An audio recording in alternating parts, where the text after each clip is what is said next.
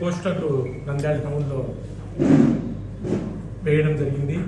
ఆ పోస్టర్లు మత సామరస్యానికి భంగం కలిగించే విధంగా హిందూ ముస్లిమ్స్ దాడులు చేసుకునే పరిస్థితిగా ఆ పోస్టర్లు వేయడం జరిగింది. వేసేటప్పుడు ఎవరైతే ఆ పోస్టర్లు వేస్తున్నారో వాళ్ళని పట్టుకొని పోలీసులకు కూడా చెప్పడం జరిగింది.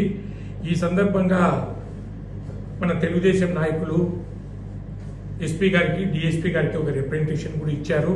వాళ్ళని పోలీసులకు హ్యాండ్ ఓవర్ చేయడం జరిగింది. ఈ నంద్యాలలో హిందూ ముస్లిమ్స్ అనే బాయి అనే భావనతో తిరుగుతూ ఉన్నారు.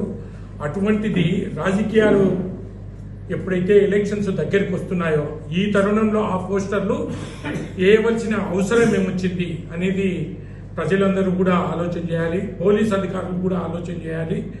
ఖచ్చితంగా ఈ దొంగతనము, దోపిడీల కంటే కూడా ప్రమాదకరమైంది. ఇప్పుడు ఎవరైతే ఆ పోస్టర్లు వేస్తున్నారో వాళ్ళని పోలీసులకు హ్యాండ్ ఓవర్ చేయడం జరిగింది.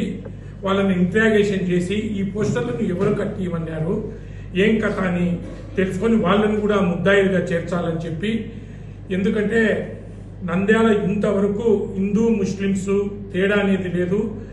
అంతేకాకుండా ఈ పోస్టర్లు వేయడము, గతంలో వైఎస్ఆర్సీపీ పార్టీ నాయకుడు శిల్పా మోహన్ రెడ్డి బీసీ సాధికార యాత్రలో ఇండియా పాకిస్తాన్ మధ్యన పోటీ అన్నట్టు మాట్లాడడం అనేది చాలా బాధాకరమైన విషయము. ఆయన సీనియర్ పొలిటీషియన్ అయినప్పటికీ ఆ విధంగా ఎందుకు మాట్లాడినాడనేది ముస్లిం సోదరులందరూ కూడా గమనించాలి. నంద్యాల తాలూకాలో దాదాపు 70,000 మంది ముస్లింస్ ఉన్నారు. ముస్లిం సోదరుల మనోభావాల మీద ఆయన దెబ్బ కొట్టినట్టుగా నేను భావిస్తా ఉన్నాను. ఈరోజు పేపర్లు వచ్చింది, నంద్యాల పార్లమెంట్కు 3 అభ్యర్థులను ముస్లింలు సెలెక్ట్ చేశారు. దానికి ఏం సమాధానం చెప్తారు శిల్పామోహన్ రెడ్డి గారు? ఒకటి ఆలీ, ఇంకొకటి నౌమాను, తర్వాత వీర పరిశీలన ఎమ్మెల్సీ ఇసాక్ కూడా పరిశీలనలు ఉండేవి. మరి దానికి ఏం సమాధానం చెప్పాడు?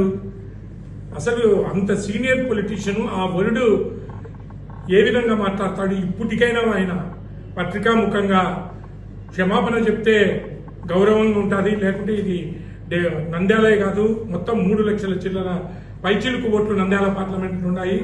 ఆ ముస్లింల మనోభావాలందరికీ కూడా దెబ్బతీయడం జరిగిందనేది ఈ సందర్భంగా తెలియజేసుకుంటూ, ముఖ్యంగా పోలీస్ వారికి ఖచ్చితంగా దీని వెనుక ఎవరున్నారు, ఆ ముద్దాయిల పేర్లు బయటపెట్టి దీని వెనుక వాళ్ళని ముద్దాయిలుగా చేర్చి అరెస్ట్ చేయాలనేది ఈ సందర్భంగా కోరుకుంటున్నాను.